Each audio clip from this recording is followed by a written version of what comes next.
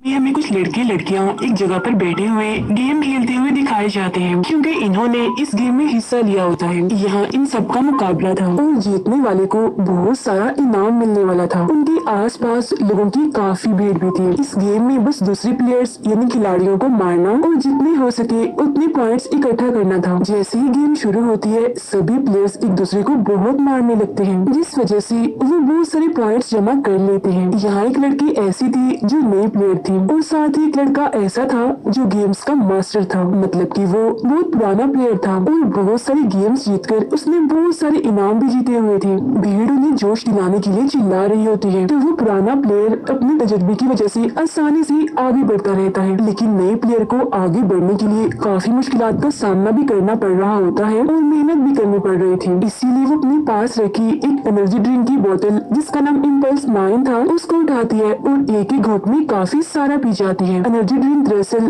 ताकत देने वाली ड्रिंक होती है जिसे पीने से न सिर्फ उसे ताकत मिलती है बल्कि वक्त भी 100 गुना तक स्लो हो जाता है, मतलब बहुत ही आहिस्ता चलने लगता है। अब इस खूबी की वजह से वो उस पुराने प्लेयर समेत सभी को मारकर इस गेम को जीत जाती है और अपने दोस्त के साथ मिलकर अपनी इस खुशी को मनाने लगती है, मगर वो ये नहीं जानती थी कि बहुत जल्द उसकी खुशी दुखों में बदलने वाली है। अचानक से ही एनर्जी ड्रिंक की बोतल नीचे गिर के टूट जाती है और सारी ड्रिंक बिखर जाती है। इसके बाद सीन अचानक से बदल जाता है जहाँ वो लड़की खुद को 3 बच्चों की माँ पाती है। उसका घर बहुत ही पुराना और गंदा था, वहाँ मॉडर्न दौर जैसी कोई भी चीज नहीं थी और तो और बिजली भी नहीं थी इधर, जिसे देखकर तो उसकी तकलीफ में काफी इजाफा हो गया होता है। फिर जब वो घर से बाहर आती है तो देखती है कि बाहर की दुनिया भी बंजर और उजाड़ के अलावा और कुछ भी नहीं है। यहाँ तक कि हवा भी जहरीली थी जिसमें सांस लेना भी मुश्किल था और मास्क लगाने की जरूरत पड़ती थी।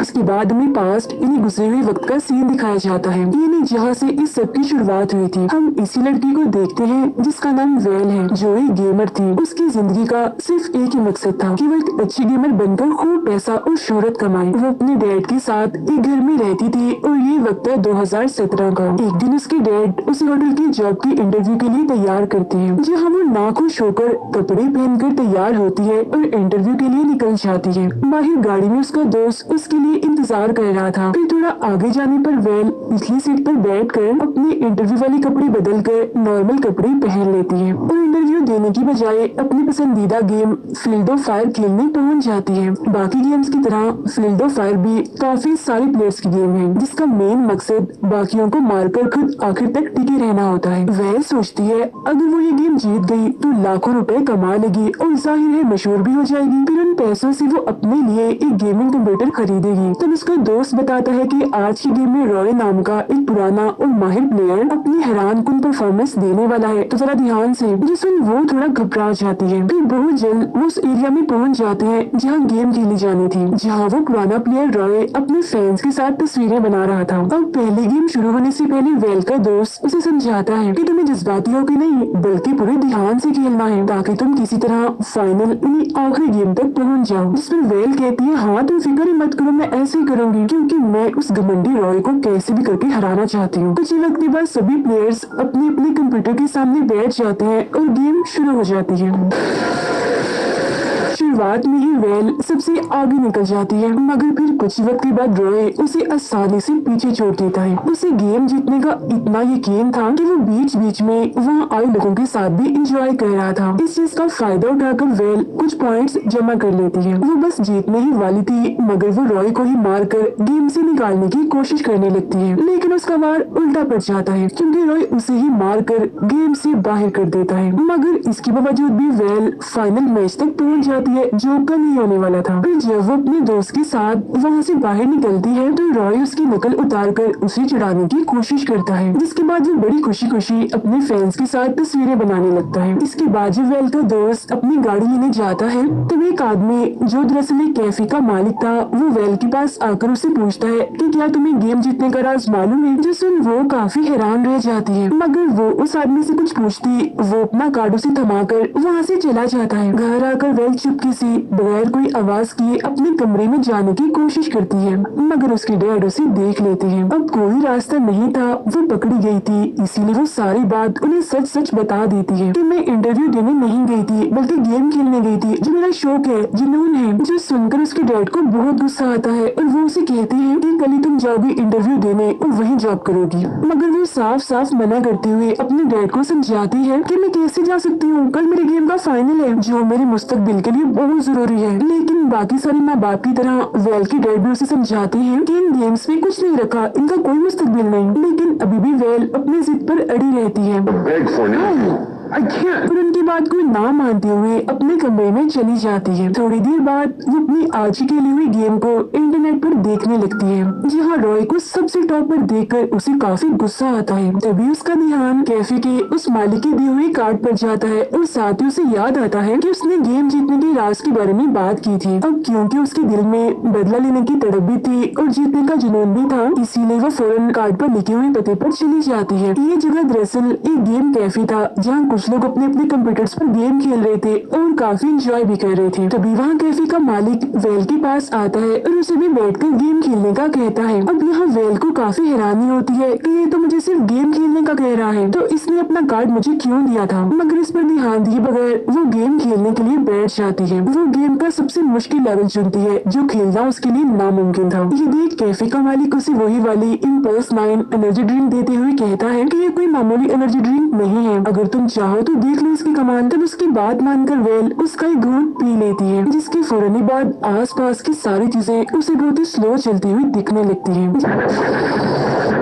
इस वजह से वो गेम जो कुछ देर पहले उसके लिए खेलना नामुमकिन हो रही थी और वो उसके लिए आसान हो जाती है। मगर फिर जैसे वो पलक झपकते ही हकीकत में वापस आती है तो खुद को टेबल पर कैफे के मालिक के सामने पाती है। अब हैरान होते हुए वेल उससे पूछती है मुझे क्या हुआ था, जिस पर वो कहता है जो भी इस एनर्जी ड्रिंक इम्पल्स 9 को पीता है वक्त उसके लिए स्लो हो जाता है और तुम्हें ये एनर्जी ड्रिंक को पिए 1 घंटा हो गया है, मगर तुम्हें पता नहीं चला कि कैसे वक्त गुजर गया, इसलिए तुम इतनी चौंकी हुई हो। और अब जितनी ज्यादा मिकदार में इस एनर्जी ड्रिंक को पिएंगे वक्त उसके हिसाब से स्लो होता जाएगा। अब जो इंसान उसे पिएगा वक्त सिर्फ उसी के लिए स्लो होगा, जबकि असल में वक्त अपनी रफ्तार से ही आगे बढ़ता रहेगा। और फिर जब उस इंसान को हकीकत में होश आएगी तो वो वक्त में काफी आगे आ चुका होगा। खैर वो उसे एक एनर्जी ड्रिंक की बोतल के बदले $500 की मांग करता है। इतनी बड़ी रकम सुनकर वेल काफी हैरान रह जाती है, मगर वो उसे लेने से मना कर देती है क्योंकि एक तो ये महंगी बहुत थी और दूसरा उसका मानना था कि गेम को जीतने के लिए इस तरह की किसी भी चीज को इस्तेमाल करना गेम में सरासर बेईमानी करना है। मगर तभी वो उसे अपना मोबाइल दिखाता है जिसमें रॉय का फोन आ रहा था, जिससे वो फौरन समझ जाती है कि रॉय भी दरअसल गेम्स को जीतने के लिए इस एनर्जी ड्रिंक का इस्तेमाल किया करता था। यही वजह थी कि वो किसी भी दूसरे प्लेयर को अपने सामने टिकने नहीं देता। अब ये सब जानने के बाद वो इम्पल्स 9 की बोतल खरीदने के लिए तैयार हो जाती है। फिर अगले दिन गेम शुरू होने से पहले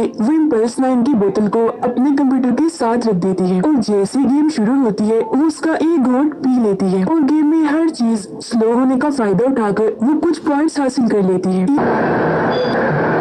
ये देख रॉय भी इम्पल्स 9 को थोड़ी मिकदार में पीता है और एक के बाद एक सभी को पीछे छोड़ता हुआ टॉप पर आ जाता है। अब ये देखकर वेल पर प्रेशर बढ़ जाता है और साथ ही वो काफी मायूस भी हो गई थी, इसीलिए अब वो इम्पल्स 9 की पूरी बोतल ही पी लेती है। अब क्योंकि उसने ज्यादा मिकदार में एनर्जी ड्रिंक ली थी इसीलिए वक्त उसके लिए काफी स्लो हो जाता है, जिसका फायदा उठाकर वो रॉय के प्लेयर को मारकर आखिरकार इस गेम को जीत जाती है। उसके दोस्त समेत हर कोई उसकी खुशी के लिए झूम उठता है, मगर तभी यहाँ उसकी इम्पल्स 9 की बोतल नीचे गिरकर टूट जाती है। ये वही सीन था जिसे हम पहले भी देख चुके हैं। अब यहाँ से दोबारा सीन वहीं आ जाता है जहाँ हम वेल को उसे पुराने घर में एक चेयर पर बैठा हुआ देखते हैं, जिसके हाथ में उसका छोटा सा बच्चा भी है। फिर कुछ वक्त के बाद मैंने कुछ अलग कपड़े पहनकर उसका दोस्त यहाँ पर आ जाता है, जो दरअसल अब उसका हस्बैंड है। वो बच्चे को सुलाने के बाद वेल को तैयार होने के लिए कहता है। अब खुद को इतना अजीब सा पाकर वेल को काफी हैरानी हो रही थी और तो ज्यादा उम्र के लोगों की तरह वो हाँफ भी रही थी और अपने हाथ में अंगूठी देकर उसके जहन में बहुत सारे सवाल उठने लगते हैं। अब खुद को थोड़ा नॉर्मल करने के लिए वो जैसे नीचे जाती है तो वहाँ भी उसे 2 बच्चे मिलते हैं जो उसे मम्मी कहकर बुला रहे थे, जो देखकर तो उसके होश ही उड़ जाते हैं। सब हालात से घबराते हुए वो जैसे बाहर आती है तो देखती है कि बाहर भी उजाड़ के सिवा कुछ नहीं है और ये भी वही सीन है जिसे हम पहले ही देख चुके हैं। यहाँ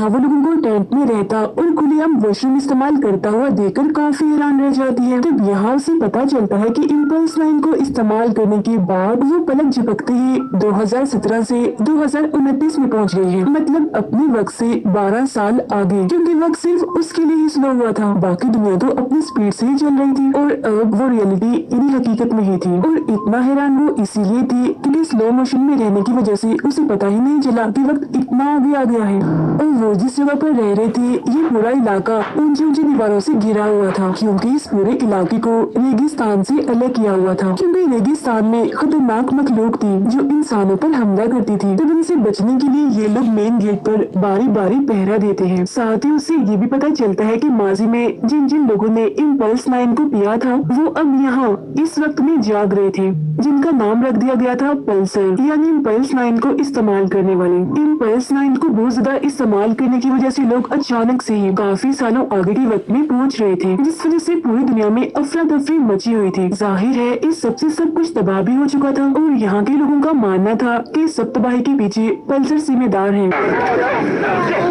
इसीलिए उन्हें यहाँ रहने की इजाजत नहीं दी जाती। मगर पल्सर्स को पहचानने का उनके पास सिर्फ एक ही रास्ता था और वो ये कि अगर किसी इंसान को अपने मौजूदा वक्त पर शक हो तो मतलब वो पल्सर है। अब यहाँ पल्सर्स के बारे में गलत बातें और उनके साथ बुरा सलूक देकर वेल अपना मुंह नहीं खोलती और सबसे छुपा कर रखती है कि मैं भी एक पल्सर हूँ, यानी मैंने कभी इम्पल्स लाइन का इस्तेमाल नहीं किया। घर जाकर वेल को अपने डैड के बारे में याद आता है, मगर जैसे उसकी नजर साइड पर रखी टेबल पर जाती है तो वो वहाँ अपने डैड की राख का एक बर्तन देखती है, जो देख वो समझ जाती है कि मेरे डैड मर चुके हैं और वो फूट फूट कर रोने लगती है। इतनी ही देर में एक पुलिस वाला यहाँ पर आकर उसे वॉशरूम साफ करने के काम पर चलने का कहता है, जहाँ पहले तो वो मना कर देती है, मगर जब वो उसे याद करवाता है कि तुम सफाई इंस्पेक्टर हो और ये तुम्हारा काम है तो उसे जाना ही पड़ता है। बेचारे को कई घंटों तक टॉयलेट की सफाई करनी पड़ती है। फिर वक्त के साथ साथ बेल को भी इस उजड़े हुए माहौल में रहने की आदत हो जाती है।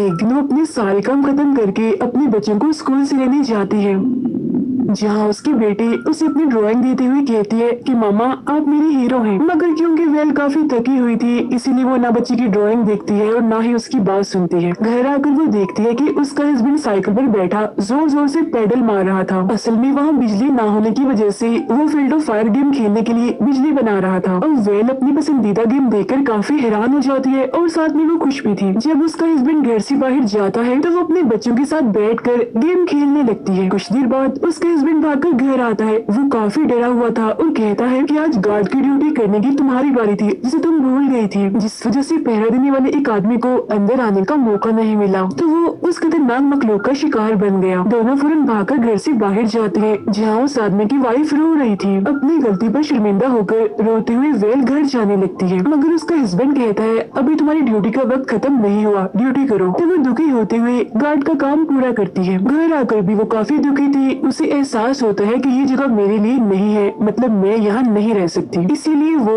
उस रेगिस्तान में जाने का इरादा करती है, जहाँ वो खतरनाक मखलूक थी। मगर जाने से पहले वो अपने हस्बैंड को खत लिखती है, जिसमें वो बता देती है कि मैं पल्सर हूँ। फिर अगले दिन वो कभी वापस ना लौटने का इरादा करके निकल जाती है।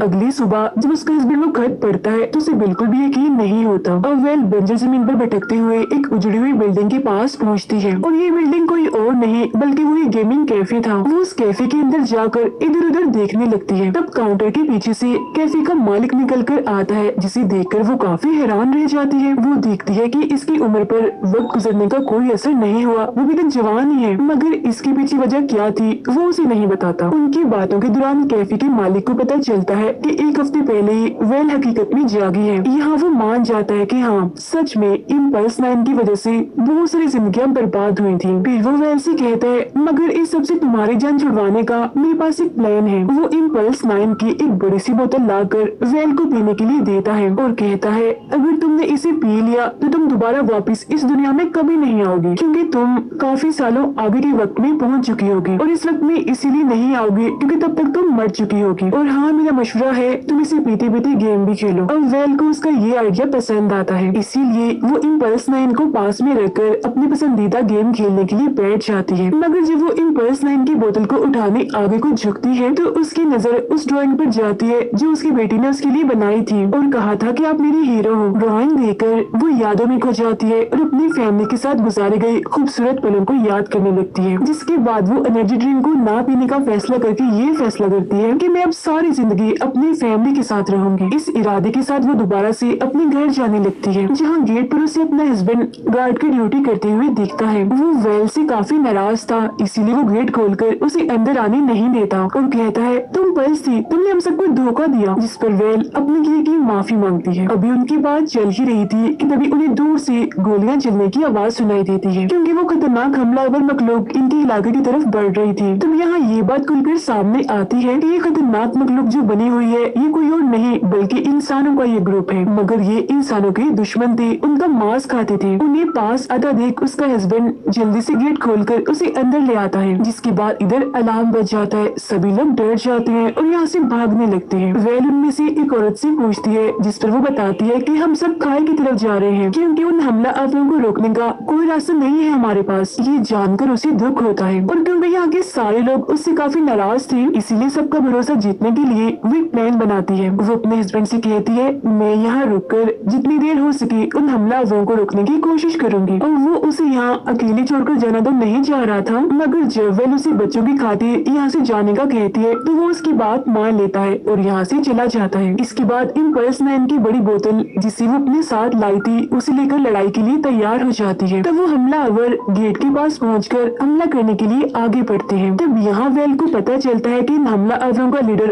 और कोई नहीं बल्कि रॉय था, जहाँ रॉय उसे बताता है कि मैं हकीकत में कुछ सालों पहले पहुंचा हूँ। मैंने सब पर हमला करके हर जगह राज कर लिया और देखो आज मैं एक जालिम लीडर बन गया हूँ और मैं अपने रास्ते में आने वाले किसी भी इंसान को मार सकता हूँ। मगर उसकी धमकियों का वेल पर कोई असर नहीं होता, क्योंकि इन लोगों के आने से पहले ही उसने एनर्जी ड्रिंक की पूरी बोतल पी ली थी। सबूत के तौर पर खाली बोतल को वो रॉय के सामने फेंकती है, जिसके बाद अचानक वो दोबारा स्लो मोशन में चली जाती है। फिर वो गैस के कैंस पर गोलियां चलाती है, जिससे सारे हमलावर हवा में उड़ जाते हैं। फिर लगातार गोलियां चलाकर वो उन सबको मार देती है सिवाय रॉय के, मगर बदकिस्मती से उसे भी 2 गोलियां लग जाती हैं, जिससे वो जख्मी होकर जमीन पर गिर जाती है। तभी रॉय आकर उस पर गोली चलाता है, मगर उसका निशाना चूक जाता है। इस मौके का फायदा उठाकर वो रॉय पर ही गोली चलाकर उसे जान से मार डालती है। इसके बाद वो आसमान की तरफ फ्लेयर गन चलाती है, जो देख उसके हस्बैंड को सिग्नल मिल जाता है कि अब उनके इलाके में कोई खतरा नहीं है, हर लिहाज से वो महफूज है। एक तरफ उसका हस्बैंड आसमान की तरफ सिग्नल देकर खुश हो रहा था, तो वहीं दूसरी तरफ वेल अपनी आखिरी सांसें गिन रही थी। मरते मरते वो मुस्कुरा भी रही थी। तो उसकी मुस्कुराहट के साथ ही ये फिल्म यहीं पर खत्म हो जाती है।